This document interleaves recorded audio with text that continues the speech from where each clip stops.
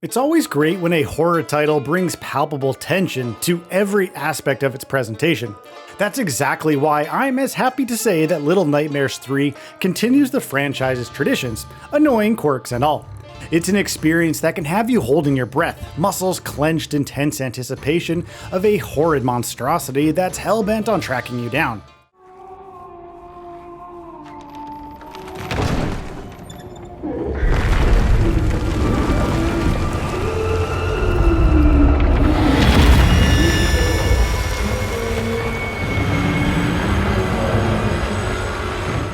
This new adventure leaves Six and Mono, the protagonists of the previous two games, behind in favor of a new dynamic duo that finally brings online co-op to the table. It's quite easy to see how this is a game that's best enjoyed with a friend. Solving its puzzles together while having some company during its intense moments is always welcome. We're introduced to Lo and Alone, our new leads, quite early on in the game. If you're playing through this one solo, you get to choose between Lo's bow or Alone's wrench, with the game's AI taking over for the other character. Things quickly escalate for the pair as they traverse the first area of the game, a derelict hospital that's under the purview of a giant, very disturbing toddler. The franchise's unforgettable take on hide-and-seek is very much in play here, as Lo and Alone must use their wits and stealth to stay one step ahead of the threats that they face, carefully making their way between safe points and just gunning it when they are spotted. If you've played the first two games, you're going to settle in quite quickly with this one, leaving you to enjoy the franchise's most ambitious entry yet.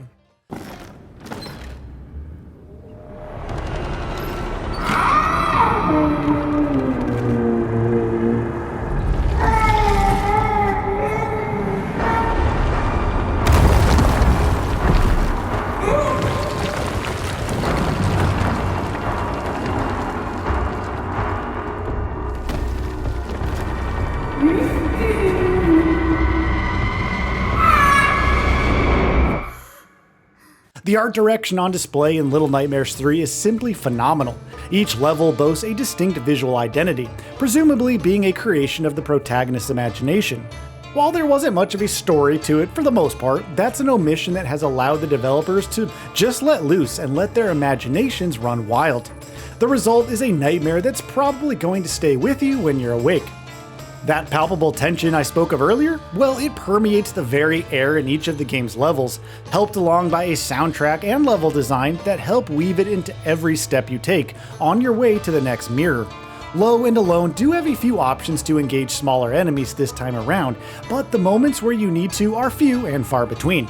It's generally a combination of using the bow to down an enemy and the wrench to ensure it stays down, although there are twists to that pattern that we won't spoil here.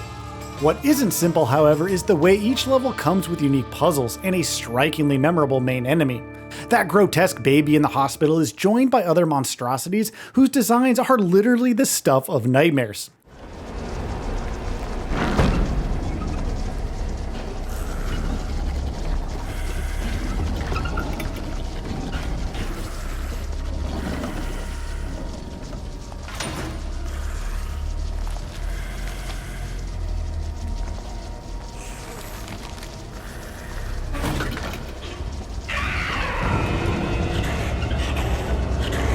They are able to crush you with relative ease, forcing you to stay on the down low and run for your life in a few chase sequences where they finally track you down.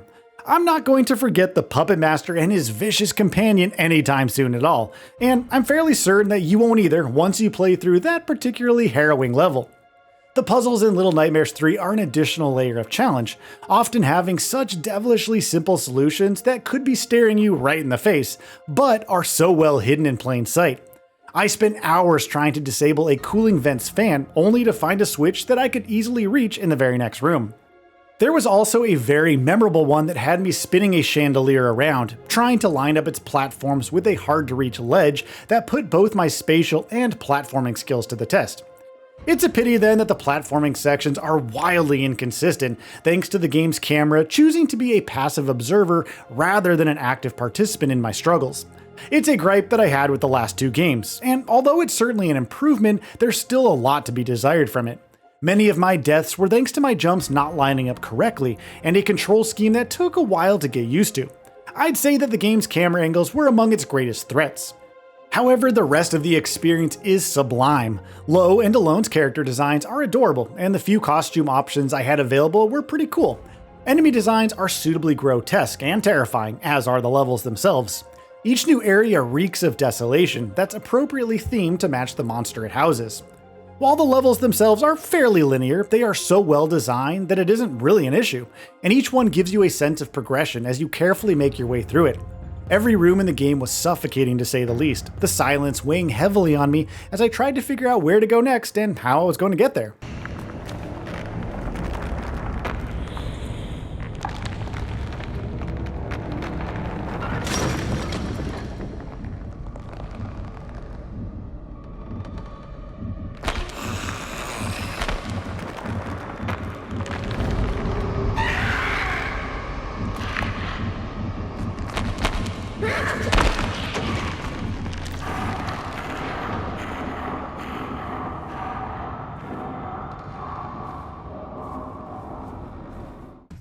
And in those moments where it was time to run, there was sheer panic and the need to think very quickly as I leapt across gaps and ducked into dark corners to hopefully throw my enemy off.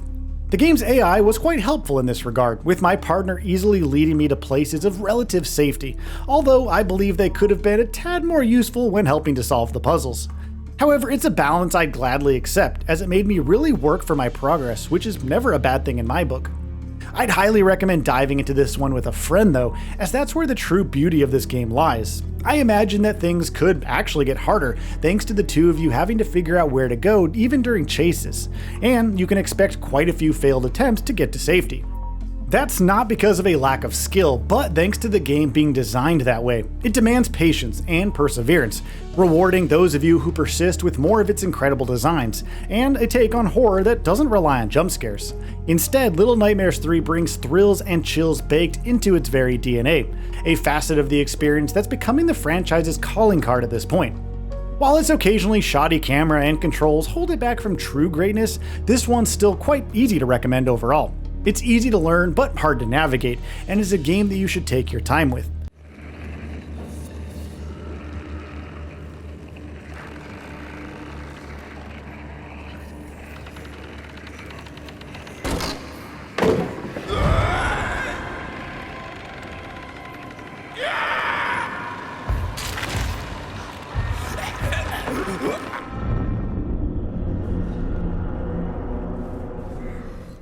It's perfect for a slow weekend where you and a buddy are looking for a title that's fun to play, and so artfully designed it takes your breath away.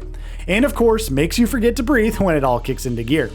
Little Nightmares 3 is a worthy addition to the franchise, and perhaps even the best one of them all. It builds on the strengths of its predecessors while taking the franchise to new heights. And with that, we reach the end of this video. Have anything to say? Let us know in the comments below. Also, we upload new videos every single day on Gaming Bolt, so please consider subscribing as it really helps us out. Thanks for watching.